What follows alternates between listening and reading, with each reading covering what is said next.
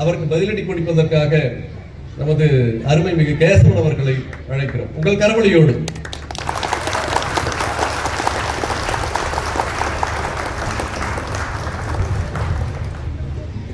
அவர்களே, வந்ததிலிருந்து எதிரணி என்ன லே லே லேன்னு சொன்னாங்க.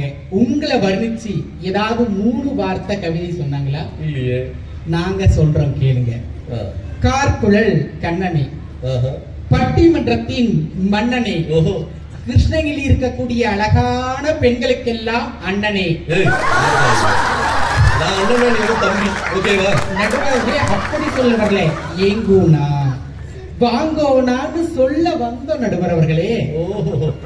நடுவரவர்களே, காட்டுல இருக்கிற சிங்கத்தை கொஞ்ச முடியாது, அன்புல கிருஷ்ணகிரி மக்களை மிஞ்ச முடியாதுங்க.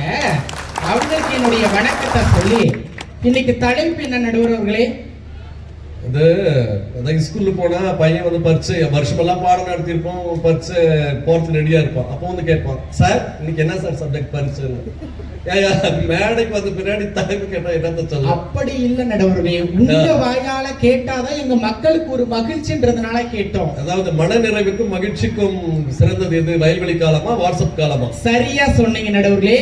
கோவணம் கட்டின காலம் மகிழ்ச்சி தருதா, கோட்டு ஷூட் போட்ட காலம் மகிழ்ச்சியா தருதா? இதுதானே கேள்வி. நீ தலைப்பையை மாத்திட்டியப்பா. நடுவர்களே, புரியுற மாதிரி சொல்றேன் கேளுங்க. சொல்லுங்க. அடுப்பூதிய பெண்களுக்கு படிப்பதற்கு என்ற காலமெல்லாம் போய் இன்னைக்கு அடுப்பூதிய பெண்களுக்கு கூட பட்டிமன்றம் பேசக்கூடிய நிலைக்கு வந்திருக்குன்னு சொன்னா இந்த காலம் எங்களுக்கு மகிழ்ச்சி தான் தருதுன்னு நாங்க சொல்றோம். நடுவர்களே, நீங்க காதலிச்சிருக்கீங்களா? அப்படின்னு நினைச்சோம், ஆனா அப்படி நடக்கலப்பா. நடுவர்களே, அந்த காலத்து காதல் எப்படி சொன்னாருச்சு?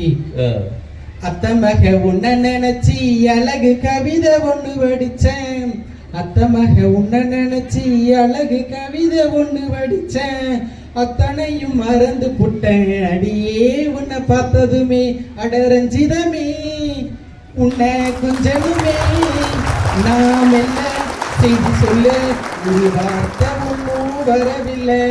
நடுவர்களே, வார்த்தை வரலன்னு கடைசி வரைக்கும் தன்னுடைய மனசுல இருக்கக்கூடிய காதலை வெளிப்படுத்தாம அந்த பொண்ணுக்கு வேற ஒரு பையனோட கல்யாணம் ஆகி பேரம்பேத்தி எல்லாம் எடுத்துட்டு இருக்கோம். ஆனா இவன் கடைசி வரைக்கும் வெளிப்படுத்தாம இவனுடைய நிலைமை எப்படி சொன்னா இருக்கும்? தேவதாசு நானே ஒரு ஜாதி தானடி, உன்னை தேடி இங்கே வந்தேன் நடுவீதி நானடி, உன்னாலதான் மனம் பித்தானது கண்ணீர்தான் ஏன் சொத்தானது அப்படின்ட்டு ஆண்களுடைய நிலைமை இருந்தது வயல்வெளி காலத்துல. ஆனா இன்னைக்கு எப்படி சொன்னா இருக்கு? ஆர்ட்ஸ் காலேஜ் பக்கம் 2 பசங்க நின்றுட்டு இருக்காங்க நடுவுலே. தினமும் போற வர பொண்ணுகள் எல்லாம் கலாச்சிட்டே இருப்பாங்க, மச்சான் ஆள் போது பாரு, மச்சான் ஆள் போது பாருன்ட்டு. அந்த பொண்ணுங்க உஷாரா ஒரு நாள் 2 ராக்கிய வாங்கிட்டு அந்த 2 பசங்க கையில கட்டிட்டு, டே இன்னையில இருந்து நாங்க உங்க தங்கச்சிங்கடா அப்படின்னு சொல்றாங்க. நம்ம பசங்க எவ்வளவு தெளிவான அளவு தெரியுமா?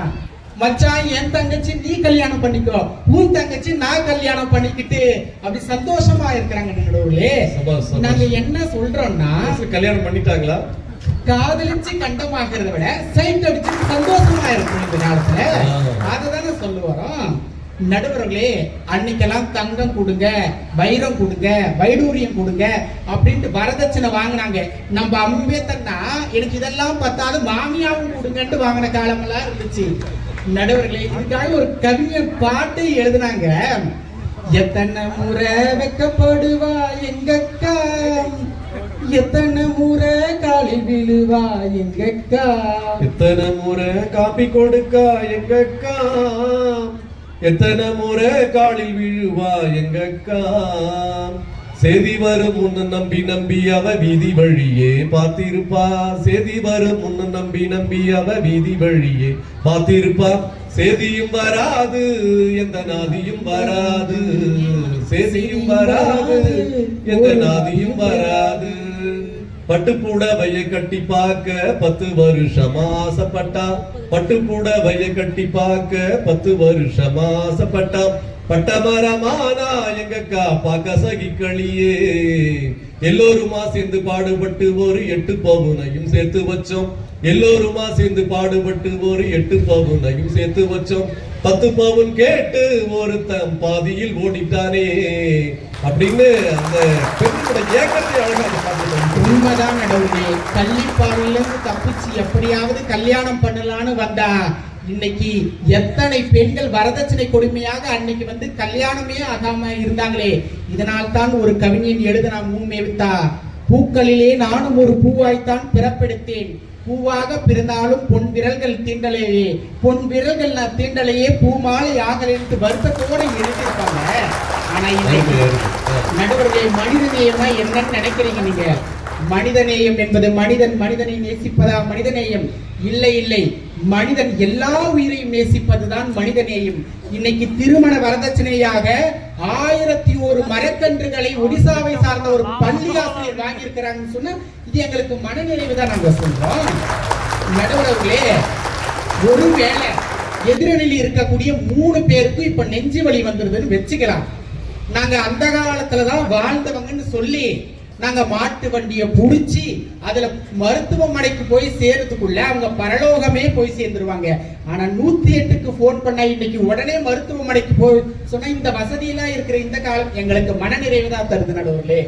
நடுவர்களே, இட்லி பானை குக்கரா இருக்கலாம், அம்மி மிக்சியா இருக்கலாம், ஆட்டுக்கல் கிரைண்டரா இருக்கலாம், பாத்திரங்கள் தான் மாறி இருக்கிறதே தவிர எங்களுடைய பண்பாடு மாறவில்லை நடுவர்களே. அதனால தான் ஒற்றை ஷேர் மூலமாக ஒட்டுமொத்த இளைய சமுதாயம் சென்னை மெரினா கடற்கரையிலே கூடி எங்களுடைய நாட்டை மீட்க போராடினர், பண்பாட்டை மீட்க போராடினரை மீட்டு ஜல்லிக்கட்டை எடுத்துக் கொண்டார்களே. இது எங்களுக்கு மனநிறைவுதான் சொல்லி வரட்டி தட்டிய கைகள் எல்லாம் இன்றைக்கு தனிப்பொறின் பொத்தானை தட்டி கொண்டிருக்கிறது என்று சொல்லி, நடுவர்களே, ஒருவேளை நீங்க தீர்ப்பு அந்த பக்கத்துக்கு கொடுத்துட்டீங்கன்னா உங்களோட சேர்ந்து அந்த 4 போனை எங்க கிட்ட கொடுத்துட்டு போலான்னு சொல்லி வாய்ப்பளித்த அன்பார்ந்த நெஞ்சங்களை உங்களாட இருக்கின்ற கேசவன் நெஞ்சார்ந்த நன்றிகள். நன்றி, வணக்கம். கேசவன் அவர்கள் மிக அருமையாக பேசி முடிச்சிருக்க. இறுதியாக முடிக்கும் போது அந்த ஜல்லிக்கட்டு போராட்டத்தை பற்றி சொன்னார்.